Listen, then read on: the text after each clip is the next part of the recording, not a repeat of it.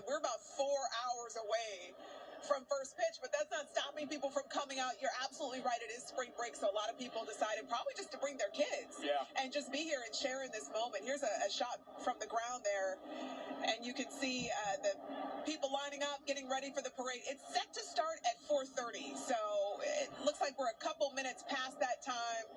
Things are just about to get underway, but boy, it's nice to be here. Can't see them now, but they did a flyover for the state ball game. I guess they're heading back for Alabama. That seemingly confirms that theory. Murders continue to trend upward, and with this new data, we can show you whether your community is seeing an increase. Fox Eyes More Stiggs has that story. Up almost 50%. Homicides, again, are trending in the wrong direction. And what parts of town are the numbers the highest? Well, southeast and northwest. It's a bullet here. It's a bullet here that literally, if my daughter was in the car, it would have hit her. An innocent person's car shot up. Fortunately, no one ended up dead from the incident. But the way the recent shooting began is all too common, according to an Atlanta commander. 34% of those are due to escalating disputes where people are having a conversation and it goes bad. And instead of walking away, they choose to pull a weapon and shoot. The city is already seeing a nearly 50% hike in homicides compared to the same period in 2021. Where APD can isolate a cause, city leaders were given that breakdown. Aside from some sort of dispute, robbery as a motive accounted for 15% of the homicides, and drugs found to be a driver in 10% of the cases. And then, as we look at our locations, apartment complexes account for 34%. And that percentage matched the street or highway locations for Atlanta homicides, so-called road rage. It makes it a little harder to solve because everybody's driving by. Councilman Dustin Hillis, who represents the Northwest Area Zone 1, among the highest for homicides, asked about extra police resources. Recently, we've just created another unit to try to help with some of the violent crimes. Some of the challenges, quite frankly, as you look at it, the Atlanta Fair, we had that incident just here recently. There were some 30-odd police officers that were over in the footprint, but yet we still had 3 people to get shot right in the midst of police being a block away. A scary thing that leaders want to turn around is the number of citizens getting caught in the middle of some kind of dispute.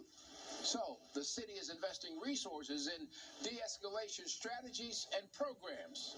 From Northeast Atlanta, I'm Morris Diggs. Yards from her South Fulton residence. Oh, Lord Jesus, help us. South Fulton police officers responded to reports of a person shot at the residence on the 5600 block of Gramercy Drive just before 10:30 Wednesday night. An officer with a big rifle in his hands comes running over and knocks on a door, and he's telling us that we need to go to the basement because they have a situation. Neighbors were told to evacuate their homes or take shelter in the basement, anywhere where it was safe, where they remained for several hours as police tried to negotiate a peaceful resolution. I'm very patient with this guy, very methodical the way they moved around in this house, clearing this house, which led to a peaceful ending on his behalf. The SWAT team was called in after the suspect, identified as 31-year-old Jeremy Ingram, refused police commands to surrender or talk to them. After negotiation efforts failed, SWAT officers entered the residence and arrested Ingram some 7 hours into the standoff. Police say Ingram shot and killed his grandmother, 96-year-old Sarah Bennett. They don't have a possible motive. I don't know what the real conversation actually took place in that house, but something triggered him to go to as far as he did and carry out these actions to actually kill that grandmother. Investigators tell Fox 5 the suspect recently moved into the South Fulton residence. Neighbors, shaken by the tragedy, say such violence is uncommon here. His windows shot out, the garage is gone, the front yard is destroyed. Ingram remains behind bars in the Fulton County Jail tonight, charged with murder and possession of a firearm during the commission of a felony. In South Fulton, Deidre Dukes, Fox 5 News. Deidre, thanks. New at 6. Roads are blocked off surrounding the area. We have our crew there gathering information. We'll bring you any updates right here on Fox 5.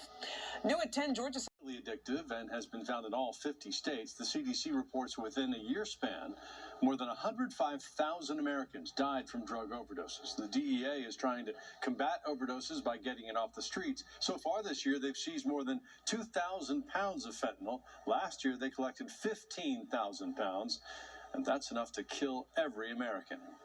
A massive outbreak of bird flu is devastating poultry farmers across more than a dozen states now. The H5N1 bird flu is surging, and health officials are calling it the worst outbreak since 2015.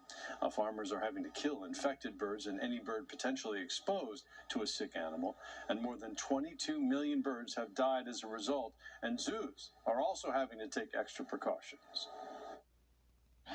We are along one of the flyways, the migratory flyways, and some of our birds are exposed to wild birds, so we brought them all inside. So that includes our waterfowl, our Chilean flamingos, our African penguins.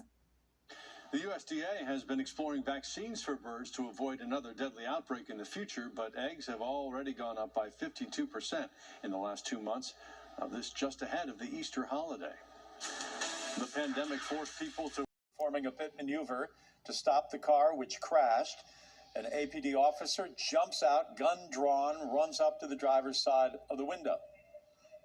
Open the door! Open the door! So you're trying to kill us! You're trying to kill us! The suspect was unhappy at how police stopped the car. Other officers ran up to help get him out and bring him to the ground and then handcuff him. As he is taken into a squad car, another officer checks on the child, who is shook up.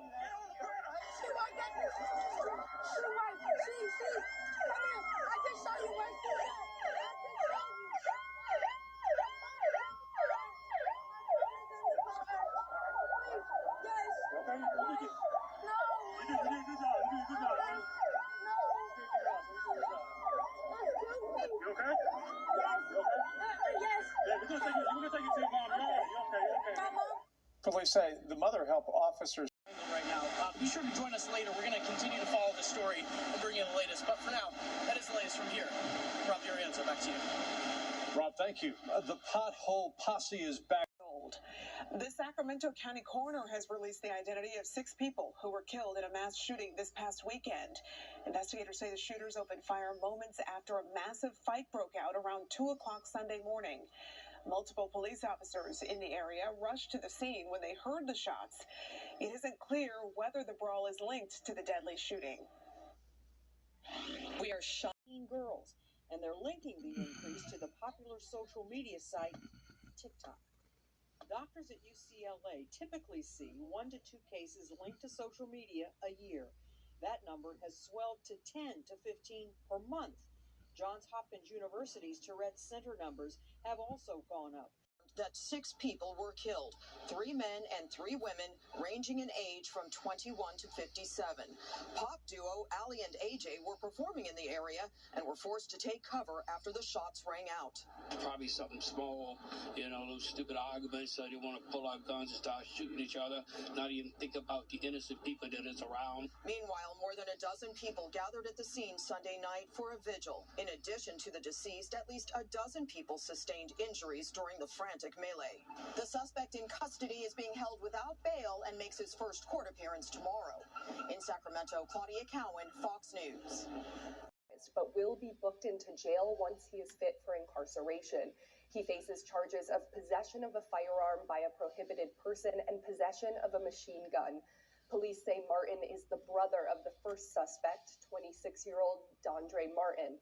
Neither has been accused of homicide. Turning now to the fatal Christmas parade incident that happened in Wisconsin. A judge refused yesterday to delay the trial for a man accused of killing 6 people and injuring dozens more when he allegedly drove his SUV through a Christmas parade in suburban Milwaukee, saying it's important to resolve the case as quickly as possible. Darrell Brooks Jr. faces more than 80 charges in connection with the incident in Waukesha in November 2021, including 6 homicide counts. His attorneys are seeking to push the proceedings back until at least March 2023 because they argued in the motion they need at least 6 months to study more than 300 videos of the parade, break down the SUV's speed throughout the incident, review the police interrogation of Brooks, and reach out to potential expert witnesses. District Attorney Susan Opper said the surviving victims and their families need closure as soon as possible and urged the judge to stay on schedule. Survivors of the incident and families of victims also made statements urging the trial to proceed. The judge took 30 minutes to consider the arguments, then returned to the bench and denied the request to delay. And in more news out of Ukraine, Good afternoon, everybody. I get a lot of copyright infringements on my YouTube videos because I play music. I listen to music when I'm riding around in my wheelchair. Alrighty? Now, I have right here, it's hard to see, but oh, there it is. See that Pandora app? Okay. Now listen to this.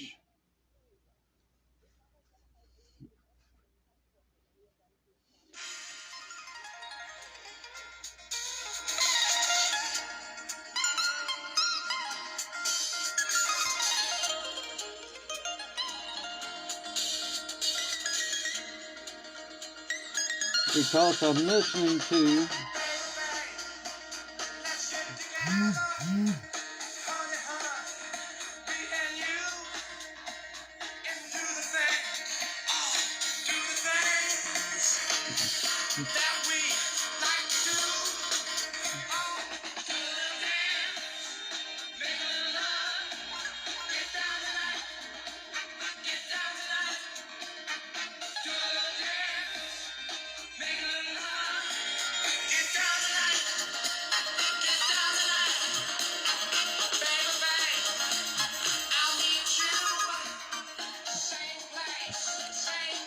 this is what I get copyright infringements on all the time.